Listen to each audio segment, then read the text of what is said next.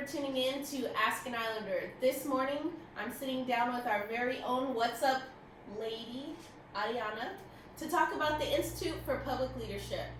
Thank you for being on this morning. Thank you for having me. In the guest chair. It is so weird being here. Like, I wanted to say that part, but it's okay. It's okay. I'm still adjusting. So tell me a little bit about the Institute for Public Leadership. So this is really a collaborative piece that's going on campus. So we're going to have the YWCA. It's also an event for the League of Women Voters of Corpus Christi and Texas A&M Corpus Christi and the Islander Feminists coming together to host this event. So it is actually the kickoff event to the 100-year celebration of women getting the right to vote. Wow. So yeah, and while we acknowledge that, I would like to point out that it was not getting women who looked like us the right to vote. So it was getting white women the right to vote.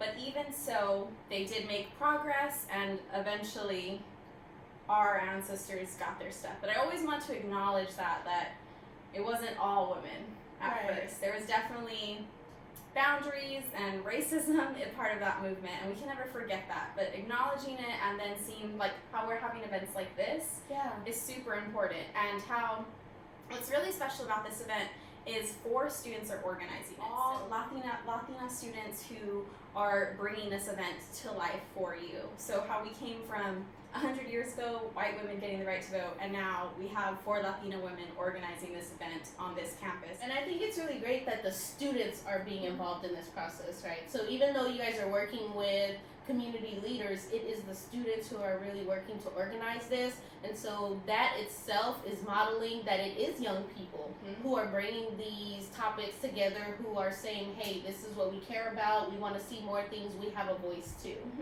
So there's going to actually be 2 events. So our event is the kickoff, so ours is on the Wednesday from 4 to 7 p.m. in UC Bayview. And there's also a Saturday event.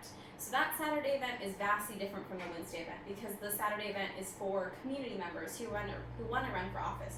Our Wednesday event is, maybe you don't want to run for office. Maybe that's like far down the line in your life, but you want to get involved. You want to learn how to advocate for something. You want to learn how to get people riled up about your movement and do a direct action. And this event is talking about how do you do direct action things. So our first speaker is going to be Drew from Move Texas, which is an organization that is all about getting young people registered and engaged in voting, giving us the right to who do we want in Congress, who do we want in the House of Representatives. And he's going to be talking to us about text banking. So we go from text banking to imaging. So what you post on Twitter today. So I know that really cute selfie at the bar, you were feeling yourself. I know, and all the boys liked it. But how is that going to look 10 years from now when you do want to run for office? Right. And I don't think it should matter. I don't think anyone should care how you look at the bar, but other people still care about that image. So we're going to be talking about how can you craft your image, what's the proper image, and how do we have this really great Instagram and Twitter life, but also acknowledge that I need a job soon and I don't want to mess that up because I'm posting really cute selfies on Instagram. And I think a lot of things that people don't consider is whatever you're doing right now, it follows you. And so the idea that, okay, well, in 3 more years, I'll be able to clean up everything, or I'll be able to create this image or this brand, you're already networking and interacting with people, and people remember things. We have Ariana Rodriguez from Jolt, Texas, who's going to be talking about how do you get people to come together and to like make big waves, and then the image movement. How do you look proper while also staying true to yourself? I think that's a really great thing we're seeing from all the new women who got elected in the Congress and House of Representatives. They are being authentically themselves while also holding these positions. Okay, so why should students attend? So a lot of times I think students think, oh, this is not for me because I'm a student. So why would a student want to come or need to come?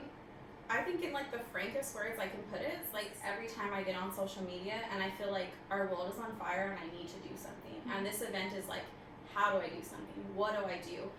What are the tools that I can do something? Or am I just going to keep sitting back and watching it? Well, I noticed that the Islander feminists are involved. So a lot of people might have this idea that this is only for females. Is that true? So this event is only for female identifying students.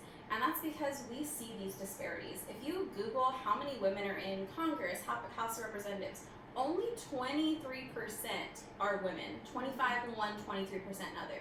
So that means 80% are male. So we see this disparity. We see that why aren't women running for office? Why aren't women the leaders of every nonprofit or every school? Why there's like a bunch of studies that the further you go up in higher education, the more male it gets, even though teachers are primarily students and are primarily females, or females primarily major in education.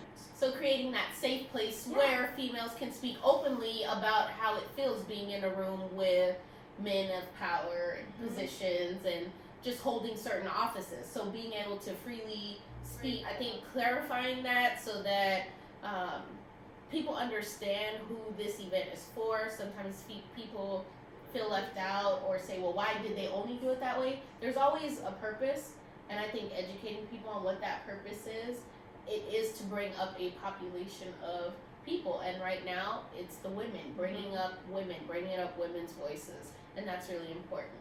Where are the women? Where is the representation? Why aren't women running for these big positions? Why aren't they in charge of organizations? Why are they running the campaign but not in the position to win the campaign? You know? I'm encouraging the female identifying students to go to this event because you're gonna leave feeling empowered to take that next big step in your life. So how would somebody sign up? So you don't have to sign up. We know students aren't very good about signing up for events. Let's be real. Like, we just don't. We just forget. We're just going to show up. Yes. And since we are having a collaboration with Del Mar and Kingsville, we're just not going to worry about that. So just show up to the event. You don't have to RSVP, nothing like that. The event is completely free. We are serving you dinner. We're serving you dinner. Free if you food. come. Free food. Yeah. All this great information by Powerhouse Latinas. Also free food. So you don't have to sign up. If you are interested in the Saturday event, though, that is more about how you actually run for office, from filing all the way to like if you win or do not win. You do have to sign up for that one, and you can find that information on the YWCA website. Okay. Well, thank you. It sounds like a great event. I will be there next week, and I know you will be there. So hopefully we will see you guys there. And thank you for tuning in today's Ask an Islander, and continue to follow us at TAMU-CC What's Up. We'll see you next time. Bye, y'all. Bye.